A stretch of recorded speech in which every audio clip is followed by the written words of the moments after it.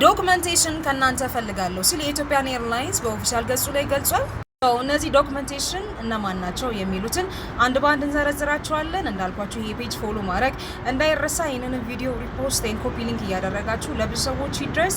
በእኔ ፔጅ ላይ የሚለቀቁት እያንዳንዱ ቪዲዮዎች ሰልፍ ቮለንተሪ የሆኑ ቪዲዮዎች ስለሆኑ እናንተ ጋር እንዲደርስ ወይም ኢንፎርሜሽኑ ብዙ ሰዎች ጋር ደርሶ እንድትጠቀሙበት ስለሆነ አሁንም ሼር እና ሪፖስት እየተደረገ ለብዙዎች ጋር እንዲደርስ አድርጉ።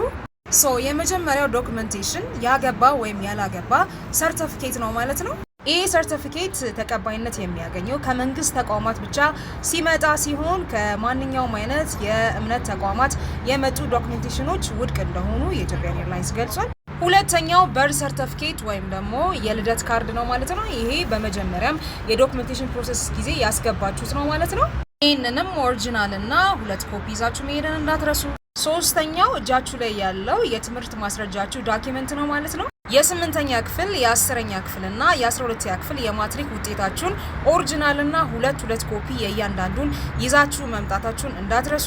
በተጨማሪም ፋይናሊ ሜክ ያደረጋችሁትን ሰርቲፊኬትም ቢሆን ዲፕሎማም ቢሆን ዲግሪም ይሁን ያላችሁ እሱን ሰርቲፊኬት ከኮፒ ጋር ኦሪጂናል እና ኮፒ አድርጋችሁ እሱንም ይዛችሁ መምጣትን እንዳትረሱ። አራተኛው የታደሰ የቀበሌ መታወቂያ ሲሆን እሱንም ከፊትና ከጀርባ ኮፒ እያደረጋችሁ ኦሪጂናሉንም ኮፒውን ይዛችሁ መሄድን እንዳትረሱ። አምስተኛውና የመጨረሻው ብዛቱ 5 የሆነ የፓስፖርት ሳይዝ ፎቶ ያስፈልጋል ማለት ነው። ብዙዎች እዚህ የፓስፖርት ፎቶ ላይ የሚሻወዱት ነገር ፎቶ የግሩሚንግ አለባበስን መከተል አለበት። ያ ማለት የምታስገቡት ፎቶ ራንደም ፎቶ መሆን አይችልም ማለት ነው። ሴቶች ጸጉራችሁን ወደ ኋላ ሲይዛችሁ የግሩሚንግ አለባበስ ለብሳችሁ፣ እንዲሁም ወንዶች ሙሉ ሼቭድ ብሬድ ኤንድ ሄር፣ ከዛ በኋላ እናንተም የቢዝነስ አታየር ልብስ ለብሳችሁ ፎቶን ተነስታችሁ አስገቡ ማለት ነው። ብዛቱ እንግዲህ በቁጥር 5 መሆኑና ፓስፖርት ሳይዝ መሆኑን አረጋግጡ ማለት ነው። እንግዲህ ከዚህ ውስጥ አንዱን እንኳን ያላሟላ ካንዲዴት አውቶማቲካል ዲስኳሊፊኬሽን እንደሆነ የኢትዮጵያን ኤርላይንስ ገልጿል። እንዲሁም የምታስገቡት ዶክመንት በየትኛውም ስቴጅ የኢትዮጵያን ኤርላይንስ ቆይታችሁ ላይ ፍራውድ ወይም የተጭበረበረ መሆኑ ከታወቀ በየትኛውም ስቴጅ ላይ ባላችሁበት ዲስኳሊፋይ ልትደረጉ መሆኑን ስለምትችሉና ኦሪጂናል ዶክመንት ብቻ ይዛችሁ እንድትቀርቡ የኢትዮጵያን ኤርላይንስ ያሳስባል። ሌላው ላንጉዌጅ ፕሮፌሽንሲን የተመለከተ ነው። ላንጉዌጅ ፕሮፌሽንሲ ላይ አዘ ካቢን ክሩ ከመላው ዓለም በኢትዮጵያን ኤርላይንስ ከሚበሩ ከስተመሮች ጋር ቁራችሁ ኮሚኒኬሽንን ስሙዝ ነው ወይ የሚለው ነገር ቼክ ለማድረግ ሲሆን ያው እንግሊዝኛ ባለም አቀፍ ደረጃ ሴንትራል ነው፣ ለሁሉም መግቢያቢያ ነው ተብሎ ስለሚታሰብ የእንግሊዝኛ ፕሮፌሽንሲ ቴስት ሊደረግ ይችላል።